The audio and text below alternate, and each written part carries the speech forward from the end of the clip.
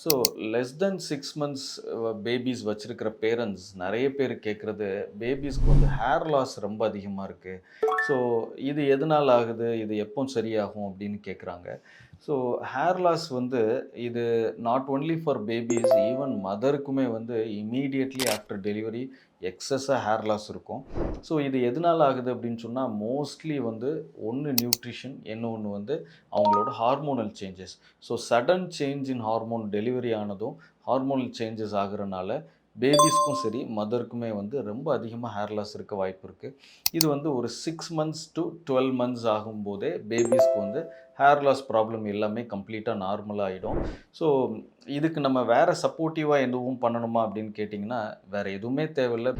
ஓ! அப்படியா விஷயம்? பேபீஸ்க்கு குடுக்குற ரொட்டீனா நீங்க D3 குடுக்குற சப்ளிமெண்ட்ஸு, அயர்ன் இந்த சப்ளிமென்டேஷன்ஸ் மட்டுமே போதும். ஸோ மதருக்குமே வந்து same calcium, vitamin D, iron supplementation இதெல்லாம் ரொட்டீனா குடுப்பாங்க.